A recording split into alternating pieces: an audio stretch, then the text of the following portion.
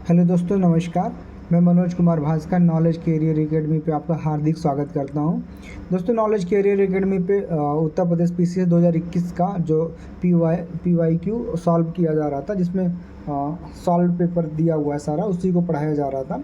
तो दोस्तों, Uttar Pradesh PCS 2021 GS first paper का पीवाईक्यू में हम लोग 1 से लेके 49 क्वेश्चन तक पढ़ चुके थे। अब दोस्तों 50 से लेके हम लोग पढ़ेंगे आपका 100 तक क्वेश्चन इस पार्ट में। तो हर पेपर का 22 का 3 पार्ट हुआ, 21 का 3 पार्ट पढ़ाया जाएगा। इसी हिसाब से 50-50 क्वेश्चन सेगमेंट में, और 8-9 तारीख तक जितना भी हो सकेगा, 7 तारीख 8 तारीख तक जो है जीएस को पढ़ाया जाएगा, और 2 या 3 पेपर सीसेट का पढ़ाया जाएगा वैसे ही। तो दोस्तों देखते हैं, शुरू करते हैं। और ये 50वां क्वेश्चन है। क्वेश्चन तो इसमें नहीं है, क्वेश्चन मैं पढ़ दे रहा हूँ, आंसर यहाँ से मिलेगा। सूची 1 को सूची 2 से सम्मिलित कीजिए तथा सूचियों के नीचे दिए गए कूट से सही उत्तर का चयन कीजिए। सूची 1, सूची 2। ये प्रदेश है, ये राज्यसभा की सीटें हैं। तो राजस्थान 10, गुजरात 7, कर्नाटका 11, पंजाब 12। तो अगर आप लोग विधानसभा, लोकसभा, राज्यसभा, विधान परिषद, इनकी सीटें अगर आपको याद होगी प्रदेश वाइज, तो आपको याद होगा। राजस्थान का आप देख सकते हैं राज्यसभा सीट कितना हो सकता है। देखिए, राजस्थान का, गुजरात का, देखें यहाँ से क्वेश्चन ए सही है। ए का 1, राजस्थान का 10 सीट है। गुजरात बी का 3, गुजरात का 11 सीट है। सी का 4, कर्नाटक का 12 सीट है, और पंजाब का 11 सीट है। सॉरी, डी का 2, 7 सीट है। एक बार और कर दें वरना गलत हो जाएगा। राजस्थान का 10 सीट है, गुजरात का 3, 11 सीट है। कर्नाटक सी का 4, 12 सीट है। पंजाब का 2, 7 सीट है। तो ये था राज्य और इनके राज्यसभा सीटें। इस हिसाब से केवल एक क्वेश्चन पढ़ने से नहीं होगा, आपको राज्य, जितने भी राज्य हैं उनकी विधानसभा, विधान परिषद, लोकसभा और राज्यसभा की सीटों को पढ़ना पड़ेगा। वो कहाँ से पूछेगा इसकी कोई गारंटी नहीं है। फिलहाल जो ज़्यादा आता है उसमें से पढ़ते रहते हैं हम लोग, वो वही बार बार रिपीट होता रहता है। उत्तर प्रदेश का आसपास के राज्यों का भी याद करना पड़ेगा। तो आगे देखते हैं क्वेश्चन। ये देखिए, राजस्थान 10, गुजरात 11, कर्नाटक 12, पंजाब 7। आगे देखिए दोस्तों, थोड़ा सा व्याख्या भी देख लें। राज्यसभा में सर्वाधिक प्रतिनिधित्व उत्तर प्रदेश 31 सीटें तथा सबसे कम प्रतिनिधित्व संयुक्त रूप से नागालैंड, मणिपुर, त्रिपुरा, पांडिचेरी, मिजोरम, मेघालय, अरुणाचल प्रदेश, सिक्किम, गोवा का 1-1 सीट है। आगे देखिए, भारतीय संसद की कार्यवाही में शून्यकाल का अर्थ क्या है। ये हमेशा बहुत ही इंपॉर्टेंट क्वेश्चन रहता है ये। तो ये ऑप्शन दिए हुए हैं। सत्र का प्रथम घंटा, बी जब विशेषाधिकार प्रस्ताव स्वीकृत होता हो, सी प्रश्नकाल के पूर्व का काल, डी प्रश्नकाल के ठीक पश्चात का काल। तो आंसर डी है। जब शून्यकाल किसको कहते हैं, ध्यान से देखेंगे। शून्यकाल कहते हैं प्रश्नकाल के ठीक पश्चात का काल। जब प्रश्नकाल खत्म हो जाता है तो उसके ठीक पीछे का जो काल होता है उसको शून्यकाल कहते हैं। आगे देखिए व्याख्या, आंसर डी है। भारतीय संसदीय कार्यवाही में प्रश्नकाल के ठीक बाद का समय शून्यकाल के रूप में जाना जाता है। सामान्यतः शून्यकाल दोपहर 12 बजे से 1 बजे के मध्य होता है। संसदीय प्रक्रिया में शून्यकाल भारत की देन है। इस दौरान सांसदों द्वारा अविलंबनीय लोक महत्व के मुद्दों को संसद में उठाया जाता है। आगे देखें दोस्तों, भारतीय संसद की कार्यवाही में शून्यकाल का अर्थ, ये हो चुका है क्वेश्चन। आगे देखें, निम्नलिखित में से कौन सा विधेयक राज्यसभा में प्रथम बार प्रस्तावित नहीं किया जा सकता है। तो ऑप्शन ए साधारण विधेयक, ऑप्शन बी संवैधानिक संशोधन विधेयक, ऑप्शन सी राज्य पुनर्गठन विधेयक, डी धन विधेयक। तो दोस्तों ये बहुत ही इजी और बहुत ही पॉपुलर क्वेश्चन है, तो धन विधेयक होगा इसका, डी सही है। देखते हैं, भारतीय संविधान के अनुच्छेद 110 में धन विधेयक का उल्लेख है। राष्ट्रपति की पुनरानुमति से धन विधेयक प्रथम बार लोकसभा में पेश किया जाता है, इसे राज्यसभा में प्रथम बार पेश नहीं किया जाता। आगे देखें, धन विधेयक के संबंध में लोकसभा अध्यक्ष का निर्णय अंतिम होता है। ये मोस्ट प्रोबेबली क्वेश्चन पूछा जाता है कि धन विधेयक को घोषित करने में किसका अंतिम निर्णय होता है, तो ये होता है लोकसभा अध्यक्ष का। कौन सा विधेयक धन विधेयक है, ये घोषणा लोकसभा अध्यक्ष करता है। आगे देखिए, लोकसभा अध्यक्ष ही धन विधेयक को प्रमाणित करता है। राज्यसभा धन विधेयक को केवल 14 दिन तक रोक सकती है, 14 दिन के अंदर उसे स्वीकृति देनी होती है, अन्यथा इसे राज्यसभा द्वारा पारित माना जाएगा। आगे देखें दोस्तों, भारतीय संसद की लोक लेखा समिति समीक्षा करती है। ऑप्शन ए, नियंत्रक व महालेखा परीक्षक प्रतिवेदन की, भारत की संचित निधि की।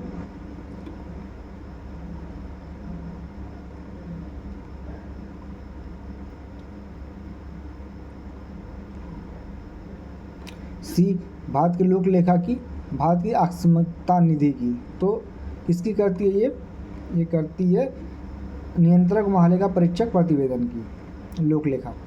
नियंत्रक महालेखा परीक्षक के प्रतिवेदन की समीक्षा भारतीय संसद की लोक लेखा समिति करती है। इस समिति का गठन भारत सरकार अधिनियम 1919 के अंतर्गत पहली बार 1921 में हुआ था। इसमें 15 लोकसभा से तथा 7 राज्यसभा से प्रतिवर्ष संसद द्वारा इसके सदस्यों से समानुपातिक प्रतिनिधि के सिद्धांत के अनुसार एकल संक्रमणीय मत के माध्यम से लोक लेखा समिति के सदस्यों का चुनाव होता है। सदस्यों का कार्यकाल 1 वर्ष का होता है। इसके अध्यक्ष की नियुक्ति लोकसभा अध्यक्ष सदस्यों में से करता है, जो प्रायः विपक्षी पार्टी का सदस्य होता है। समिति के प्रमुख कार्यों के अंतर्गत सीएजी के वार्षिक प्रतिवेदनों की जांच प्रमुख है, जो राष्ट्रपति द्वारा संसद में प्रस्तुत किया जाता है। तो कौन करता है, किसका करता है ये, तो नियंत्रक और महालेखा परीक्षक के प्रतिवेदन का समीक्षा करता है। आगे देखें, निम्नलिखित कौन से आयोग समिति की सिफारिश पर भारत में अंतर्राज्यीय परिषद की स्थापना की गई थी। बहुत इंपॉर्टेंट है, आंसर दिख जाता है। ए, पुंछी आयोग, बी, राजमन्नार समिति, सी, कोठारी समिति, डी, सरकारिया समिति या सरकारी आयोग कह सकते हैं। तो ये आंसर डी है इसका, जिसमें आयोग पे भारत अंतर्राज्यीय परिषद की स्थापना की गई थी। अब इसका व्याख्या देखें। भारतीय संविधान के अनुच्छेद 263 के अंतर्गत राज्यों के मध्य तथा केंद्र राज्यों के मध्य समन्वय स्थापित करने के लिए अंतर्राज्यीय परिषद की स्थापना का प्रावधान किया गया है। राष्ट्रपति यदि किसी समय यह आवश्यक समझे कि ऐसी परिषद का गठन सार्वजनिक हित में है, तो वह इसका गठन कर सकता है। इसकी सिफारिश सरकारिया आयोग द्वारा की गई थी, जिसके आधार पर वर्ष 1990 में बीपी सिंह के नेतृत्व वाली जनता दल सरकार द्वारा अंतर्राज्यीय परिषद का गठन किया गया। इसका अध्यक्ष प्रधानमंत्री होता है। सभी राज्यों के मुख्यमंत्री और संघ शासित प्रदेशों के मुख्यमंत्री प्रशासक इसके सदस्य होते हैं। पुंछी आयोग, सरकारिया आयोग के रिपोर्ट के बाद केंद्र और राज्य के संबंधों में पुनर्विचार हेतु केंद्र सरकार द्वारा 27 अप्रैल 2007 को गठन किया गया। राजमन्नार समिति को तमिलनाडु सरकार ने 22 सितंबर 1969 में राज्यों को अधिक स्वायत्तता प्रदान करने के लिए सुझाव देने हेतु गठित की गई। वर्ष 1964 में केंद्र सरकार ने स्कूली शिक्षा प्रणाली में सुधार के लिए कोठारी समिति का गठन किया गया। आगे देखें, तो कौन सी समिति थी, सरकारिया समिति, सरकारिया आयोग या समिति। राज्य लोक सेवा आयोग के सदस्य को हटाया जा सकता है। कितना अच्छा क्वेश्चन है, कैसे हटाया जा सकता है, देखते हैं। ऑप्शन ए, विधानसभा में महाभियोग के आधार पर राज्यपाल द्वारा, बी, उच्चतम न्यायालय की जांच के पश्चात राज्यपाल के द्वारा, ऑप्शन सी, उच्चतम न्यायालय की जांच के पश्चात राष्ट्रपति द्वारा, उच्च न्यायालय की जांच के पश्चात राज्यपाल के द्वारा। तो बहुत स्पष्ट शब्दों में सुनिए कि जो राज्य लोक सेवा आयोग के सदस्य को हटाया जा सकता है, तो वो ऑप्शन सी सही है, उच्चतम न्यायालय की जांच के पश्चात राष्ट्रपति द्वारा। क्योंकि राज्य लोक सेवा आयोग है तो ध्यान देने का मतलब लोग उच्च न्यायालय पे देंगे, तो गलत हो जाएगा। ये देखिए यहाँ पे व्याख्या, लोक सेवा आयोग के अध्यक्ष व सदस्यों को हटाने के बारे में प्रावधान और प्रक्रिया अनुच्छेद 317 में दिया गया है, जिसके तहत लोक सेवा आयोग के अध्यक्ष या किसी सदस्य को केवल कदाचार के आधार पर ही राष्ट्रपति का आदेश से उनके पद से हटाया जा सकता है। जब कदाचार से संबंधित कोई मामला राष्ट्रपति द्वारा सर्वोच्च न्यायालय के पास भेजा जाता है, तब वह अनुच्छेद 145 के प्रावधान के अनुरूप मामले की जांच करता है और जांच के पश्चात राष्ट्रपति को अपनी रिपोर्ट भेजता है। इस रिपोर्ट के आधार पर ही राष्ट्रपति अध्यक्ष या किसी सदस्य को हटाने का आदेश देता है। आगे देखें, संघ राज्य संबंध प्रशासन जम्मू कश्मीर राज्य, नियंत्रक एवं महालेखा परीक्षक। भारत में वित्त आयोग का प्राथमिक कर्तव्य क्या है? 57 नंबर क्वेश्चन है। The primary duty of the finance commission of Indian is, देखें, संघ और राज्यों के मध्य कर राजस्व का वितरण हेतु सिफारिश। देखिए, जहाँ कर वितरण होता है ये वित्त आयोग का काम है, तो ये आंसर है। फिर भी हम ऑप्शन देखते हैं। बी, संघीय वार्षिक बजट तैयार करना। सी, राष्ट्रपति को वित्तीय मामलों का परामर्श करना, ये भी काम है, लेकिन मेन काम कौन है ये बताना। संघ और राज्य सरकारों के विभिन्न मंत्रालय विभागों के लिए निधियों का विनिधान, तो ऑप्शन कौन सा? ए। ये देखते हैं क्या है, संघ और राज्य के मध्य कर राजस्व के वितरण का हेतु सिफारिश करना। इसका व्याख्या देखते हैं। भारतीय संविधान के अनुच्छेद 280 के तहत राष्ट्रपति प्रत्येक 5 वर्ष पर वित्त आयोग का गठन करता है। वित्त आयोग का प्राथमिक कर्तव्य संघ और राज्य के मध्य कर राजस्व का वितरण हेतु सिफारिश देना होता है। वित्त आयोग एक संवैधानिक संस्था है। इसमें एक अध्यक्ष और 4 सदस्य होते हैं। आयोग के सदस्यों की योग्यता तथा उनके चयन की रीति के बारे में विधि बनाने का अधिकार संसद को है। प्रथम वित्त आयोग का गठन 1951 में किया गया था, जिसके अध्यक्ष केसी नियोगी थे। वर्तमान में 15 वित्त आयोग अध्यक्ष NK सिंह है। इनका कार्यकाल कब तक है ये बताइए आप। आगे देखें, नीचे दिए कथनों पर ध्यान दीजिए। भारत के प्रथम निर्वाचन आयुक्त सुकुमार सेन थे। भारत की पहली महिला मुख्य निर्वाचन आयुक्त रमा देवी थी। नीचे दिए गए कूट को सही उत्तर दीजिए। ऑप्शन ए ओनली, केवल एक सही है। बी, केवल 2 सही है। सी, ए और दोनों सही है। और डी, ना एक सही है ना 2 सही है। तो इसका आंसर कौन सा है? सी, 1 और 2 दोनों सही है। ये देखिए सी। इसको देखें, व्याख्या इसकी देखें, बहुत अच्छी व्याख्या है। व्याख्या देखते चलें।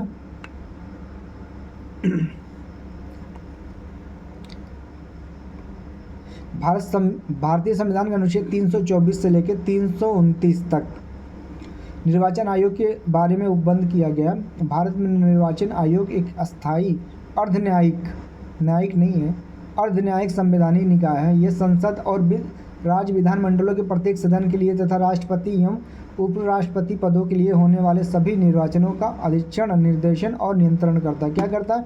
मेंस में भी हम देखेंगे तो 2-4 लाइनें अपना चुरा के चलते रहें, 2-4 शब्दों को, ताकि मेंस में भी काम आए। जैसे ये आयोग एक अस्थायी है, अर्धन्यायिक है, संवैधानिक निकाय है। ठीक, यहाँ से 3 लाइन ये अधीक्षण करता है, निर्देशन करता है, नियंत्रण करता है। ठीक, इसकी स्थापना 25 जनवरी 1950 को की गई थी। इसके प्रथम मुख्य निर्वाचन आयुक्त सुकुमार सेन तथा पहली महिला मुख्य निर्वाचन आयुक्त श्रीमती BS रमा देवी कार्यवाहक थी। वर्तमान में सुशील कुमार चंद्रा, लेकिन वर्तमान में कौन है?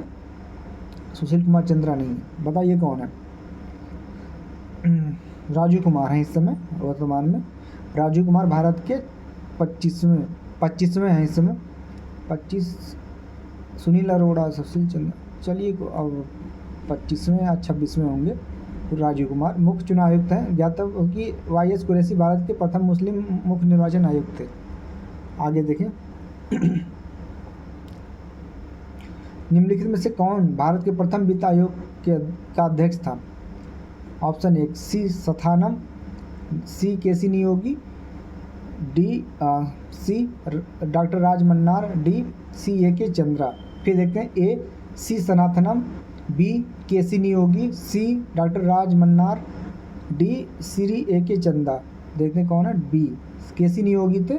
अब इसकी व्याख्या देखते हैं। भारत के प्रथम वित्त आयोग के अध्यक्ष केसी नियोगी थे। इसका गठन 1951 में किया गया था। वर्तमान में 15वां वित्त आयोग कार्यरत है। इसका अध्यक्ष 15वां नहीं है, हाँ 15वां NK सिंह है। ज्ञातव्य होगी वित्त आयोग का गठन भारतीय संविधान में अनुच्छेद 280 के तहत किया जाता है।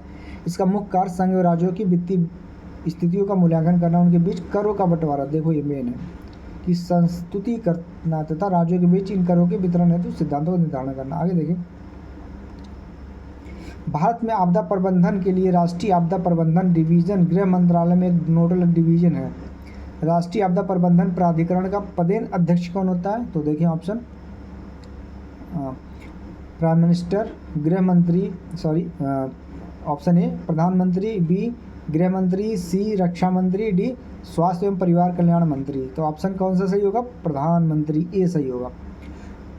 ये देखें व्याख्या, राष्ट्रीय आपदा प्रबंधन प्राधिकरण गृह मंत्रालय में एक नोडल डिवीजन है जिसका पदेन अध्यक्ष प्रधानमंत्री और 9 अन्य सदस्य होते हैं। पदेन अध्यक्ष के अलावा अधिकतम 9 सदस्य हो सकते हैं। इनमें से एक को पदेन अध्यक्ष उपाध्यक्ष नामित करता है जिसका दर्जा कैबिनेट मंत्री के समकक्ष होता है तथा अन्य सदस्य होते हैं। ठीक है, आगे देखें, पंचायती राज। पंचायती राज पर निम्न समितियों पर विचार कीजिए तथा इन्हें कालक्रमानुसार व्यवस्थित करें। देखिए कल हम लोग पढ़े थे इसको, देखिए फिर आ गया ना। तो हमने बीए पढ़ाया था ना, बीए, ए भी नहीं था, BALG। पहले आएंगे हम देखते हैं, कर लेते हैं। BR मेहता आएंगे, पहले 3 फिर 1। देखिए कहीं 3 सॉरी, अरे यार 3 1 आंसर दिख जाता। देखिए 3 है और 1 है, ऐसा किसी ऑप्शन में नहीं है। तो हम पहले जो आता है वहाँ से इसको एलिमिनेट करेंगे, नहीं आता है तो फिर दूसरे आगे बढ़ेंगे। तो पहले जो है 1957 में BR मेहता समिति बनी थी। तो ये पहले ये 77 में बनी थी शायद, आगे देख दिया होगा, हाँ 77 ये। BR मेहता 1956-57, कहीं 56 दिया गया 57। तो पहले स्थान पे अशोक मेहता 1977, GKB राघव समिति 1985, ILM सिंधवी समिति 1986, ये है। तो ये कौन सा? ऑप्शन बी सही है, 3 1 4 2। आगे देखें व्याख्या, 73वें संविधान संशोधन अधिनियम 1992 द्वारा पंचायती राज संस्थाओं को संवैधानिक दर्जा प्राप्त हुआ। अनुच्छेद 243 ख भारत में त्रिस्तरीय पंचायत राज व्यवस्था का प्रावधान करता है। इसमें प्रत्येक राज्य में ग्राम स्तर पर ग्राम पंचायत, मध्यवर्ती स्तर पर पंचायत और जिला स्तर पर जिला पंचायत का गठन होता है। आगे देखें, निम्नलिखित में से कौन सा संविधान संशोधन अधिनियम GST वस्तु एवं सेवा कर नियमों की कार्यान्वयन मतलब इम्प्लीमेंटेशन के लिए आवश्यक प्रावधान था? 101 था।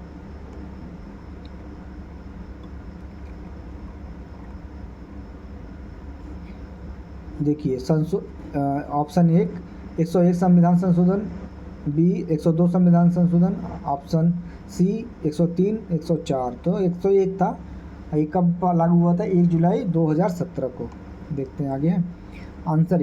101 में संविधान संशोधन अधिनियम 2017 में पारित हुआ। यह संशोधन से वस्तु एवं सेवा कर GST की शुरुआत की गई। यह एक अप्रत्यक्ष कर है जो भारत में वस्तुओं और सेवाओं की आपूर्ति पे लगता है। 102वां संविधान संशोधन 2018 में पारित किया गया जो अन्य पिछड़ा वर्ग गठन के लिए संबंधित है। 103 संविधान संशोधन अधिनियम 2019 पारित किया गया जो आर्थिक रूप से कमजोर को 10 वर्ष के प्रतिशत आरक्षण का प्रावधान है। 104 संविधान संशोधन 2019 में पारित किया गया था जिसमें लोकसभा विधानसभाओं में अनुसूचित जाति और अनुसूचित जनजातियों के लिए आरक्षण अवधि को 10 वर्ष के लिए कर दिया गया। 105वां कौन सा है? 105वां आप लोग बताएंगे। 105वां संविधान संशोधन कौन सा है जो लेटेस्ट संविधान संशोधन है? 105वां संविधान संशोधन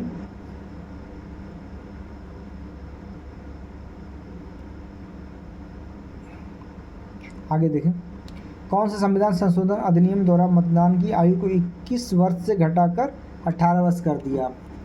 तो 61वां होना चाहिए, फिर भी देखते हैं।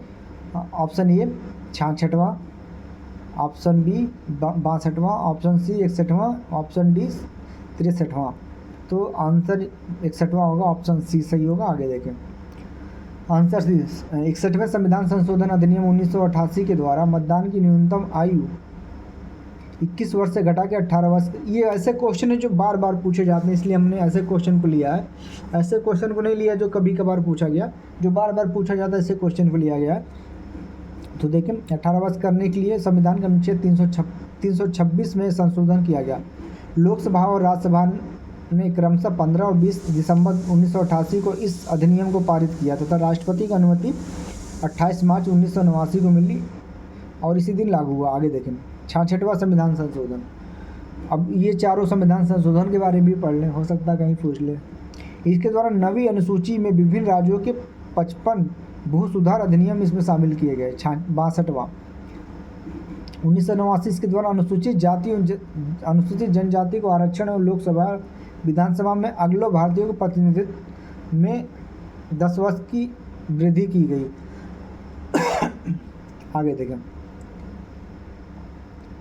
ये अभी जो ऊपर दिखा रहा था दोस्तों, बहुत ही इम्पोर्टेंट यहाँ पे आ गया क्वेश्चन।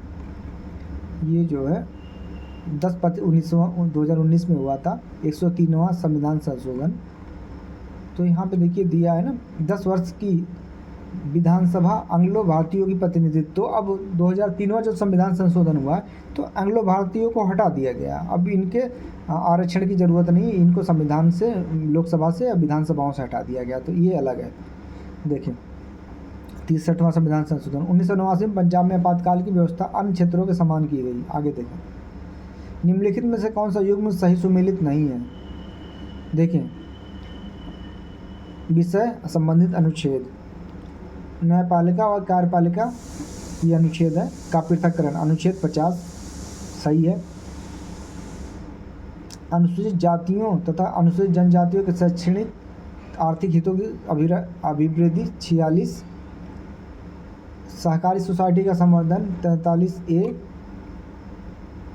ग्राम पंचायतों का गठन, उन्हें शासन की इकाइयों के रूप में कार्य करने के योग बनाना, अनुच्छेद 40। तो देखिए कौन सा गलत है।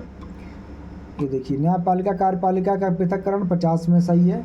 अनुसूचित जातियों तथा अनुसूचित जनजातियों शैक्षणिक तथा आर्थिक का वृद्धि, आर्थिक हितों का वृद्धि, अनुच्छेद 46। ग्राम पंचायतों का गठन और उनका शासन इकाइयों के रूप में, अनुच्छेद 40। ये बहुत पूछता है, 40 और 50। आगे देखें, 43A में उद्योग के प्रबंधों में कर्मकारों से भाग लेने के संबंध में है। अनुच्छेद 43B के तहत राज्यों को यह निर्देश दिया गया है कि वह किसी सहकारी सोसाइटी समिति की स्वैच्छिकता गठन, स्वतंत्र संचालन, लोकतांत्रिक नियंत्रण तथा व्यावसायिक प्रबंधन को प्रोत्साहित करें। यह अनुच्छेद 97 संविधान संशोधन 2011 द्वारा संविधान में जोड़ा गया था। विकल्प सी सही होगा। कौन सा सही होगा? तो ये गलत है, सी सहकारी सोसाइटी का संवर्धन, अनुच्छेद 3A ये गलत है। आगे देखें, 67वां क्वेश्चन, ये क्या कह रहा, हिंदी में नहीं है क्या? अच्छा, हिंदी वाला कट गया। Consider the following and the arrange this in the chronological order. एक है गोलकनाथ केस, सेकेंड है केशवानंद भारती केस, थर्ड है 24 कॉन्स्टिट्यूशन अमेंडमेंट एक्ट, फोर्थ है 42 constitution amendment act. Select the correct answer from the codes given below.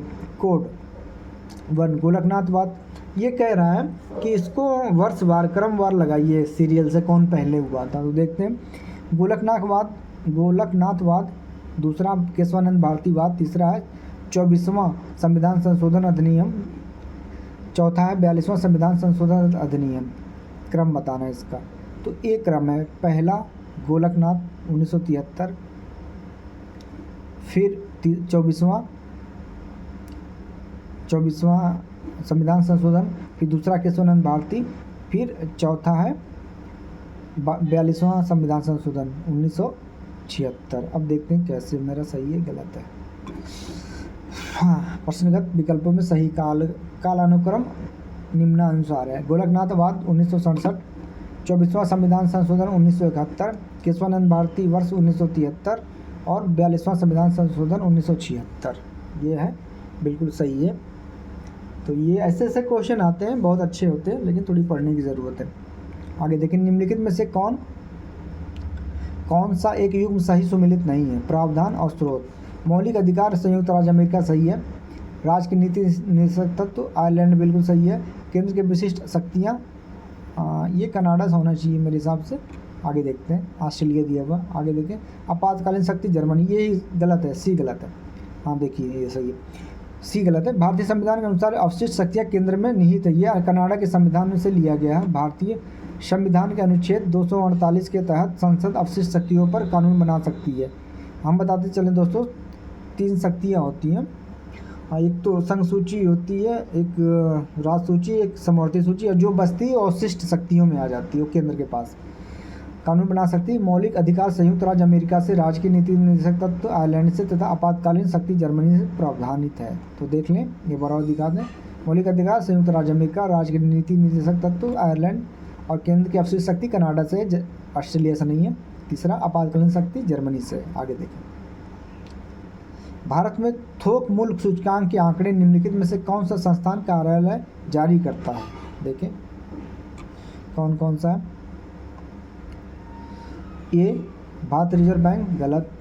B वाणिज्य उद्योग मंत्रालय, ये हो सकता है, देखते हैं।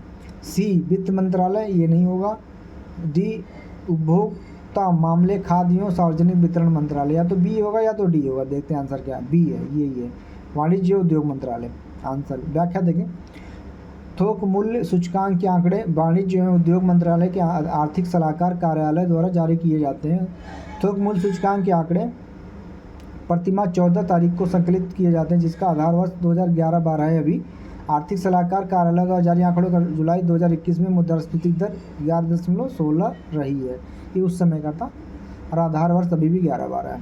आगे देखें अगला, बैंकिंग एवं कर प्रणाली केंद्र राज्य वित्तीय संबंध। क्वेश्चन, शीर्षक मुद्रास्फीति टोकरी में सभी वस्तुओं के मूल्य में परिवर्तन को संदर्भित करती है। शीर्षक मुद्रास्फीति का मापन किस आधार पर किया जाता है? देखें आंसर, थोक मूल्य सूचकांक, औद्योगिक श्रमिक उपभोक्ता मूल्य सूचकांक, सामूहिक उपभोक्ता मूल्य सूचकांक, शहरी उपभोक्ता मूल्य सूचकांक। तो दोस्तों ये होगा ए, सही है, थोक मूल्य सूचकांक। आंसर देखें, नहीं गलत है, ये होगा सामूहिक उपभोक्ता मूल्य सूचकांक। क्वेश्चन में थोड़ा अंतर, इसलिए ये सही होगा सी। शीर्षक मुद्रास्फीति टोकरी में सभी वस्तुओं के मूल्य में परिवर्तन को संदर्भित करती है। शीर्षक मुद्रास्फीति का मापन सामूहिक उपभोक्ता मूल्य सूचकांक के आधार पर किया जाता है। उपभोक्ता मूल्य सूचकांक चयनित वस्तुओं और सेवाओं की खुदरा मूल्यों पर के स्तर पर समय के साथ बदलाव को मापता है, जिस पर एक परिभाषित समूह के उपभोक्ता अपनी आय खर्च करते हैं। सीपीआई का आधार वर्ष 2012 है। थोक मूल्य सूचकांक भारत में सर्वाधिक इस्तेमाल किया जाने वाला मुद्रास्फीति संकेतक है। इसमें घरेलू बाजार में थोक बिक्री के पहले चिन्हित किए जाने वाले सभी लेन देन शामिल होते हैं। इसका आधार वर्ष 11-12 है। आगे देखें, Sensex Bombay stock exchange BSc का प्रचलित सूचकांक है। बीएससी में सूचीबद्ध कितनी ब्लू चिप कंपनियों से इसका मापन होता है? तो 30 पे होता है। ऑप्शन ए में 20, बी में 30, सी में 25 और 10 में डी। तो ये बी ऑप्शन सही है, 30 में होता है। आगे देखें, Sensex Bombay stock exchange BSc का प्रचलित सूचकांक आधारित सेंसेक्स 1986 प्रारंभ किया गया था। ब्लू चिप कंपनी ऐसी कंपनियों को कहा जाता है जिनका शेयर बाजार में लगातार मजबूत प्रदर्शन का रिकॉर्ड रहा है। ऐसी कंपनियों पर कर्ज का बोझ नहीं अथवा बहुत कम होता है। प्राय ये कंपनियां पुरानी और लार्ज मार्केट कैप वाली होती हैं। उदाहरण के लिए भारत में Reliance industry, Hindustan Unilever, state bank of India, Tata consultancy services आदि। वैश्विक स्तर पर एप्पल, गूगल, माइक्रोसॉफ्ट, पेप्सिको आदि ब्लू चिप कंपनियां हैं। आगे देखें क्वेश्चन, भौतिक विज्ञान, निम्नलिखित में से कांच का कौन सा प्रकार पराबैंगनी किरणों को काटता है? ऑप्शन ए सोडा कांच, बी पायरेक्स कांच, सी जेना कांच, डी क्रूक्स कांच। तो क्रूक्स कांच है क्या? हाँ सही, आंसर सही है, डी सही है, क्रूक्स कांच। अब इसका व्याख्या देखें, क्रूक्स कांच पराबैंगनी किरणों को काटता है। यह सीरियम ऑक्साइड, सिलिका आदि से मिलकर बना होता है। पराबैंगनी किरणें एक प्रकार का विद्युत चुम्बकीय विकिरण है जिनकी तरंगदैर्घ्य अप्रत्यक्ष प्रकार से छोटी तथा एक्सरे किरणों से अधिक होती है। समानता ओजोन परत पृथ्वी पराबैंगनी किरणों से समस्त सजीव जगत की रक्षा करता है। कांच विभिन्न क्षारीय वस्तुओं के सिलिकेटों का अक्रिस्टलीय मिश्रण होता है। क्रूक्स कांच का उपयोग धूप चश्मों के लेंस के निर्माण में, पराबैंगनी किरणों से सुरक्षा में तथा पायरेक्स कांच का उपयोग प्रयोगशाला के उपकरण बनाने में होता है। आगे देखें, विद्युत विभव के संदर्भ में निम्नलिखित कथनों में से कौन सा सही है? देखें ऑप्शन,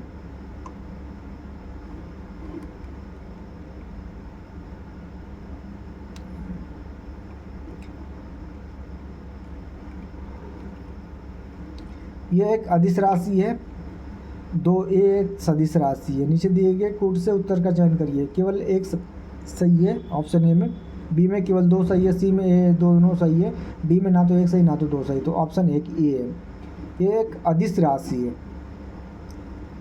व्याख्या देखें, एकांक धन आवेश को अनंत से विद्युत क्षेत्र के किसी बिंदु तक लाने में जो कार्य करना पड़ता है उसे विद्युत विभव कहते हैं।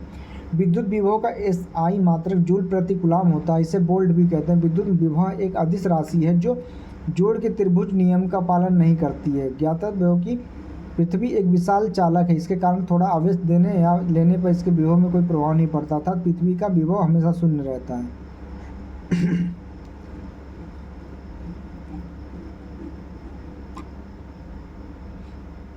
क्या है? एक अदिश राशि है। आगे देखें 17वां क्वेश्चन। रिगलमैन स्केल का प्रयोग निम्नलिखित में से किसके घनत्व मापन में होता है? देखें आंसर।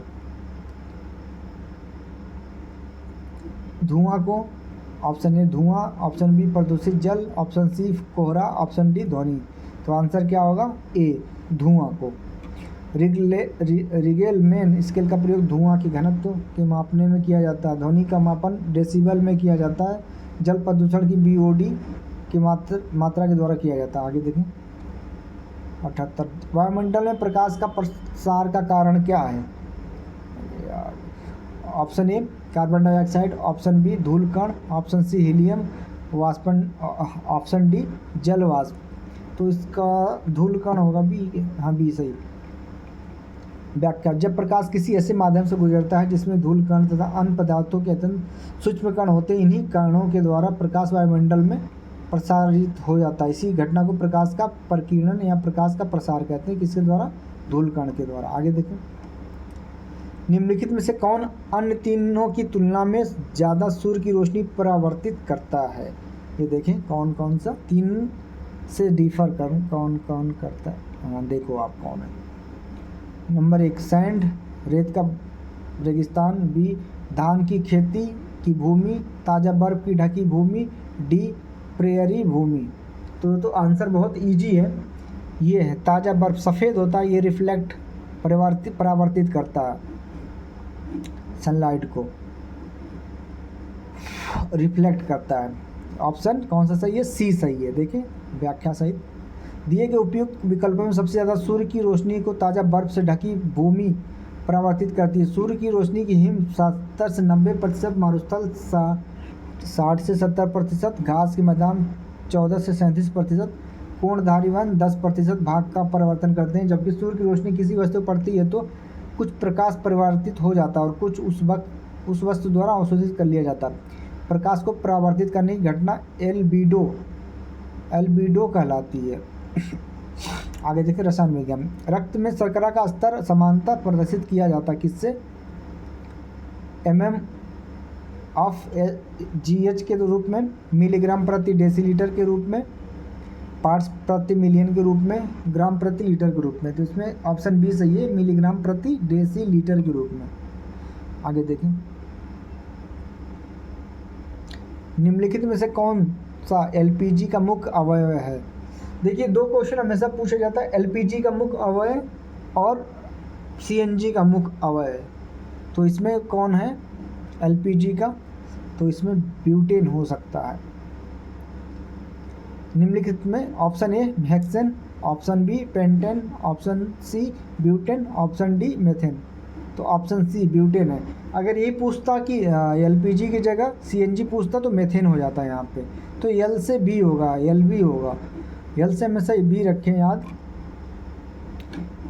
और C से M रखें, CM रखें सही रहेगा। CNG को M से जोड़ेंगे, CM रखें वो सही रहेगा। आगे देखें।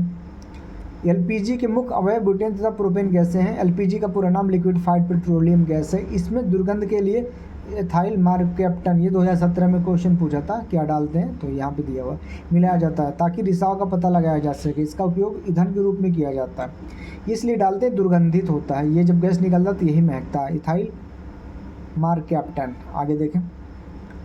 निम्नलिखित में से कौन सा सही सुमेलित नहीं है? सिरका की उपस्थिति, सिरका में उपस्थित अम्ल एसिटिक अम्ल, हड्डियों में उपस्थित यौगिक कैल्शियम फास्फेट, दूध का खट्टा होना नाइट्रिक अम्ल, यही नहीं होगा। अमाशय रस में उपस्थित अम्ल हाइड्रोक्लोरिक अम्ल। तो कौन सा नहीं है? देखिए सी नहीं सही। देखिए ये ये नहीं सही है। सी, दूध का खट्टा अम्ल नाइट्रिक अम्ल नहीं होता। आगे देखिए, दूध का खट्टा होने का कारण लैक्टिक अम्ल होता है। सिरका में उपस्थित अम्ल एसिटिक अम्ल होता है। हड्डियों में उपस्थित यौगिक कैल्शियम फास्फेट। अमाशय रस में उपस्थित अम्ल हाइड्रोक्लोरिक अम्ल है। आगे देखें, खीरे को काटकर यदि नमक डाला जाता है तो निम्न में से किसके कारण पानी निकलता है? ऑप्शन 1 सक्रिय परिवहन, ऑप्शन बी निष्क्रिय परिवहन, ऑप्शन सी प्रासरण, ऑप्शन डी प्रसार। अगर साइंस के स्टूडेंट होंगे उनको समझने में देर नहीं लगेगी। ये प्रासरण के कारण होता, ऑस्मोसिस के कारण। आगे देखें, हाँ सी, देखिए खीरे को काट के यदि नमक डाला जाता है तो प्रासरण के कारण पानी निकलता है। जब दो विभिन्न सांद्रताओं के विलयन एक आर्द्र पारगम झिल्ली में अलग किए गए हों तो विलायक के अणु झिल्ली पर पार करके कम सांद्रण वाले विलयन से अधिक सांद्रण वाले विलयन की ओर गति करता है। यह एक स्वतः स्फूर्त भौतिक क्रिया है। इसका कारण अर्धपारगम झिल्ली द्वारा अलग किए गए विलयनों में सांद्रताओं की विभिन्नता कारण उत्पन्न प्रासरण दाब होता है। आगे देखें, शीत प्रकोष्ठ में फल भंडारण दीर्घ भंडारण जीवन देता है। दीर्घ भंडारण जीवन देता है क्यों? यानी लंबी जीवन मतलब उसको देता है, लंबी लॉन्ग लाइफ देता है। क्यों? ये क्यों? ये ऑप्शन में आप देखेंगे क्यों देता है। सूर्य के प्रकाश का संसर्ग मना होता है। नंबर 2, वातावरण में बढ़ती CO2 सांद्रता, श्वसन दर का ह्रास होना, आर्द्रता का बढ़ाना। तो ये सी सही होगा। Rate of respiration is the decreased, श्वसन दर का ह्रास होना। आंसर देखें क्या? सी देखिए सही। शीत प्रकोष्ठ में कोल्ड चैम्बर में फलों तथा अन्य खाद्य पदार्थों की श्वसन दर में कमी, ये श्वसन दर कमी कर देता है, कारण अधिक समय तक भंडारण संभव हो पाता है। आगे देखिए 85 नंबर, निम्नलिखित में से किस कण पर शून्य आवेश होता है? Option A positron, option B neutrino, option C electron, option D alpha कण। तो आंसर कौन सा है? B neutrino. न्यूट्रिनो एक शून्य आवेशित कण होता है। इसकी खोज पाउली ने की थी। जबकि इलेक्ट्रॉन ऋणावेशित तथा प्रोटॉन धनावेशित कण है। इलेक्ट्रॉन, प्रोटॉन तथा न्यूट्रॉन अस्थायी मूल कण है। ज्ञातव्य हो कि इलेक्ट्रॉन का प्रतिकण पॉजिट्रॉन अथवा एंटी इलेक्ट्रॉन होता है। तो न्यूट्रॉन एक शून्य आवेशित कण होता है। कौन होता है? न्यूट्रॉन।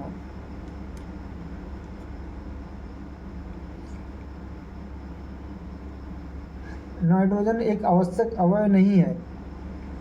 ऑप्शन ए क्लोरोफिल का, ऑप्शन बी RNA का, ऑप्शन डी DNA का, ऑप्शन सी DNA का, ऑप्शन डी कार्बोहाइड्रेट का। तो ऑप्शन डी है कार्बोहाइड्रेट का।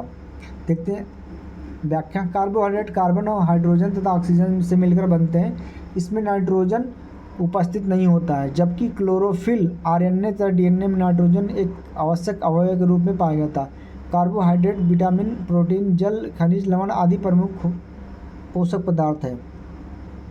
आगे देखते हैं वनस्पति। लौंग निम्नलिखित में किसका निरूपण है? नंबर 1 अंतस्थ कली, बी सहायक कली, सी फूल कली, वनस्पति कली। तो कौन सा है? फूल कली होगा, सी।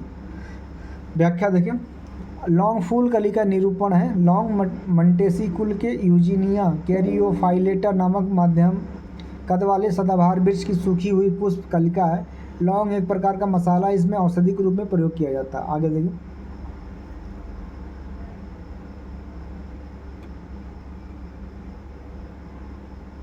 आंसर ठीक। निम्नलिखित में से किस कुल के पौधे से टापा कपड़ा बनाया जाता है? तो नंबर ए का है Asclepiadaceae, number B Moraceae, number C Gramineae, number D Malvaceae. तो इसका ऑप्शन है सी, ऑप्शन बी मोराकेसा, मोरेसी है। मोरेसी कुल के पौधों से टापा कपड़ा बनाया जाता है। टापा कपड़ा विशेषतः पेड़ों की छाल से बनाया जाता है। इसके लिए शहतूत या अंजीर के पौधों का प्रयोग मिलाया जाता है। ये मोरेसी कुल के ही पौधे हैं। टापा कपड़ा मुख्यतः टोंगा, समोआ और फिजी आदि देशों में बनाए जाते हैं। इसकी विभिन्न देशों में अलग अलग नाम से पुकारा जाता है। हवाई द्वीप में कापा, फिजी में ऊहा आदि कहा जाता है। आगे देखिए 90, निम्नलिखित में से कौन सा युग्म सही सुमेलित नहीं है? देखते हैं। विटामिन ए संतरा, विटामिन सी नींबू, विटामिन डी का काड़ मछली का तेल, विटामिन B6 धान का चोकर। तो दोस्तों विटामिन ए संतरा में नहीं पाया जाता, संतरा में विटामिन सी पाया जाता, तो ए नहीं सुमेलित है। आगे देखें आंसर। अच्छा, इसका एक्सप्लेनेशन नहीं दिया, लेकिन फिर भी विटामिन सी नहीं पाया जाता, विटामिन ए नहीं पाया जाता संतरा में, सी पाया जाता। आगे देखें। बोtulism है क्या है? देखते हैं। भोज्य पदार्थ से होने वाला संक्रमण, भोज्य पदार्थ से होने वाला विषैलापन, जल जनित संक्रमण, जल जनित विषैलापन। तो आंसर देखें क्या है? बी है, भोज्य पदार्थ से होने वाला विषैलापन। बोtulism को विषाक्तता के रूप में जाना जाता है। ये एक दुर्लभ, एक गंभीर रूप बीमारी है जो एक जीवाणु क्लोस्ट्रीडियम बोtulism संक्रमण के कारण होती है। ये 3 अलग अलग रूपों में भी हो सकता है, जिनके नाम है खाद्यजन्य बोtulism, घाव बोtulism तथा शिशु बोtulism। आगे देखें। मानव चिकित्सा विज्ञान। समान दृष्टि से निम्नलिखित में से कौन सा विटामिन आवश्यक होता है? नंबर ए फोलिक अम्ल, number B riboflavin, number C niacin, number D retinal. Retinal vitamin A को कहते हैं, तो सबसे जनरली सबसे अधिक इम्पोर्टेंट विटामिन ए होता, तो डी सही होगा। देखें आंसर। हाँ देखिए सही। विटामिन डी समान दृष्टि से के लिए रेटिनल विटामिन ए विटामिन आवश्यक होता है, जिसकी कमी के प्रभाव से कार्निया व त्वचा की कोशिकाओं का सल्की भवन, रतौंधी वृद्धि, अवरुद्ध होना, कैरेटोमैसिया आदि परेशानियां संभव हैं। दूध, मक्खन, अंडा, यकृत, मछली का तेल, पालक आदि विटामिन ए का प्रमुख स्रोत हैं। आगे देखें। फेफड़ों में गैसीय विनिमय का स्थल कौन सा है? Number A tracheoles, B bronchioles, C pulmonary सिराएं, नंबर डी एल्वियोलाई। ये इंग्लिश में दे दिया था इसलिए क्वेश्चन नहीं समझ में आया, तो एल्वियोलाई होता है। इसका आंसर डी सही है। देखें। फेफड़े में गैसीय विनिमय का स्थल एल्वियोलाई या वायु कोष्ठका, ये दिया होता तो समझ में आता, ये इंग्लिश में दिया है इसलिए नहीं समझ में आ रहा। वायु कोष्ठका को श्वसन तंत्र की संरचनात्मक एवं कार्यात्मक इकाई कहा जाता है। जब मनुष्य नाक के द्वारा सांस लेता है तो यह हवा गले में ट्रेकिया नामक अंग में जाती है, जिसको बिंड पादप पाइप भी कहा जाता है। आगे जाकर ट्रेकिया कई भागों में विभाजित हो जाती है, जिसको ब्रोकियल ट्यूब कहते हैं। ब्रोकियल के अंदर हवा की एक थैली मौजूद रहती है, जिसे एल्वियोलाई कहते हैं। आगे देखें। रक्त में निम्नलिखित में से किसकी उपस्थिति के कारण ब्लू बेबी सिंड्रोम होता है? देखें। हीमोग्लोबिन, मेथोमोग्लोबिन, सी लेड, डी नाइट्रेट। तो आंसर कौन सा है? बी मेथोग्लोबिन। आंसर देखें बी। रक्त में मेथेमोग्लोबिन की उपस्थिति के कारण ब्लू बेबी सिंड्रोम नामक बीमारी होती है। हीमोग्लोबिन मेथेमोग्लोबिन में बदलकर, अच्छा हीमोग्लोबिन तब बदलता है मेथोमोग्लोबिन में बदलकर शरीर में ऑक्सीजन सप्लाई कम कर देता है, जिससे शरीर में साइनोसिस अर्थात त्वचा का नीला पड़ना की समस्या उत्पन्न हो जाती है। ये वयस्कों की तुलना में शिशुओं को अधिक प्रभावित करती है। ऑक्सीजन का स्तर अत्यधिक कम होने पर पीड़ित व्यक्ति कोमा में चला जाता है और सुधार ना होने पर मृत्यु भी संभव है। बहुत डेंजरस है तब तो। आगे देखें। 96 राइबोफ्लेविन की कमी से निम्न में कौन सा रोग होता है? Pellagra, scurvy, beriberi, cheilosis. तो चेइलोसिस होता है। चेइलोसिस विटामिन B2 राइबोफ्लेविन की कमी से होने वाला रोग है। इस विटामिन की कमी से होने वाला अन्य रोग त्वचा का फटना, आंखों का लाल होना, जीवा का फटना आदि जटिल कार्बनिक यौगिक होते हैं, जो शरीर की उपचायी अभिक्रियाओं में उत्प्रेरकों की क्रियाओं को नियंत्रित करते हैं। इन्हें सहायक आधार के रूप में प्रयोग में लाया जाता है। बेरीबेरी रोग विटामिन B1 थायमिन की कमी से होता है। स्कर्वी रोग vitamin C, pellagra vitamin B3 जिसे नियासिन कहते हैं। आगे देखें।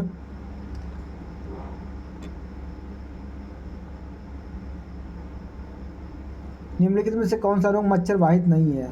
डेंगू ज्वर, ए डेंगू ज्वर, बी फाइलेरियासिस, सी निद्रा रोग, डी मलेरिया। तो सी मक्खी काटने से होता है। आगे देखें, सी निद्रा रोग। यह रोग ट्रिपेनोसोमा नामक प्रोटोजुआ के कारण उत्पन्न होता है। यह एक परजीवी है जो सीसी मक्खियों के शरीर में आश्रय लेता है। इन मक्खियों के काटने से रोगाणु शरीर में प्रवेश कर जाते हैं, जिससे लसिका ग्रंथि बढ़ जाती है और शारीरिक तथा मानसिक निष्क्रियता उत्पन्न हो जाती है। डेंगू, ज्वर, फाइलेरियासिस और मलेरिया के वाहक मच्छर हैं। आगे देखें, कार्बन क्रेडिट की अवधारणा उत्पन्न हुई थी। ये इम्पोर्टेंट क्वेश्चन है, एनवायरनमेंट से संबंधित है। Earth Summit, Rio de Janeiro, Kyoto protocol, Montreal protocol, G8 summit, Heiligendamm. तो ऑप्शन कौन सा है? B, Kyoto protocol. Carbon credit की अवधारणा का विकास क्योटो प्रोटोकॉल के अंतर्गत हुआ था। ये अंतर्राष्ट्रीय स्तर पर उत्सर्जन नियंत्रण की योजना है।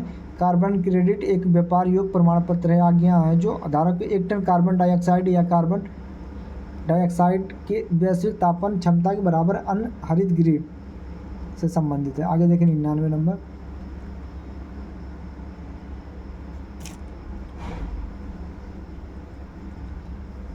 क्या क्वेश्चन है? सूची 1 को सूची 2 से सम्मिलित कीजिए तथा सूचियों के नीचे दिए गए कूट से सही उत्तर का चयन कीजिए। सूची 1, सूची 2। जैवमंडल अवस्थिति, बायोस्फीयर लोकेशन। दोस्तों बायोस्फीयर हमने पढ़ा दिया नॉलेज कैरियर एकेडमी पे, जिसमें टोटल 18 बायोस्फीयर भारत में है, जिसमें 18 में से 12 जो है यूनेस्को की लिस्ट में भी शामिल है। तो नॉलेज कैरियर एकेडमी पे बायोस्फीयर पढ़ा दिया गया, आप वहाँ जाके पढ़ सकते हैं।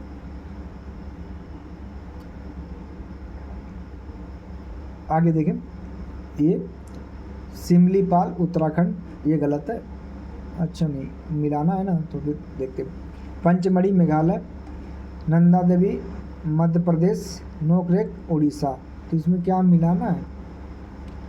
सिमलीपाल उड़ीसा में है, पंचमढ़ी मध्य प्रदेश में, नंदा देवी उत्तराखंड में और नोकरेक मेघालय में। तो यहाँ देख लेते हैं सिमलीपाल कहाँ है। उड़ीसा। ए का 4,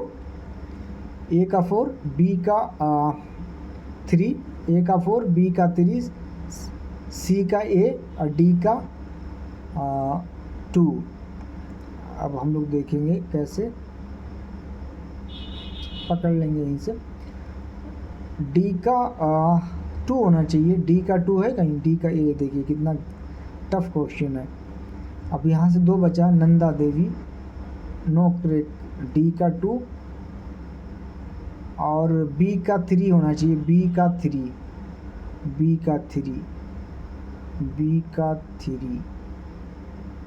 यहाँ पे 2 क्वेश्चन फंस रहा। देखते हैं और कुछ है जुगाड़। ए का 4 होना चाहिए, ए का 4, बी का 3, ए का 4। तो बी सही होगा। देखिए 3-4 आने के बाद तब क्वेश्चन सही हो पा रहा है। कितना टफ एग्ज़ाम बना दिया। आगे देखें, प्रश्नगत जैवमंडल अगर उनकी अवस्थिति सही सुमेलित इस प्रकार है: सिमलीपाल उड़ीसा, पंचमढ़ी मध्य प्रदेश, नंदा देवी उत्तराखंड, नोकरेक मेघालय। तो ये दोस्तों था 100 क्वेश्चन। 99 क्वेश्चन, 100 से स्टार्ट करेंगे फिर। तो दोस्तों ये था बहुत इम्पोर्टेंट क्वेश्चन। 100 क्वेश्चन इम्पोर्टेंट नहीं होगा इसलिए लिया नहीं गया। 100 क्वेश्चन अगर इम्पोर्टेंट होता तो उसको भी लिया जाता। तो ऐसे दोस्तों पढ़ते रहें और मौज मस्ती से पढ़ते रहें। इम्पोर्टेंट नहीं है दोस्तों 100 क्वेश्चन, तो 101 से होगा। तो ऐसे पढ़ते रहिए नॉलेज कैरियर एकेडमी पे। वो क्वेश्चन हमेशा पढ़ाया जा रहा है जो बार बार एग्ज़ाम में पूछा जाता है या संशोधित होगा तो उसका आंसर बताया जाएगा अलग से। धन्यवाद दोस्तों।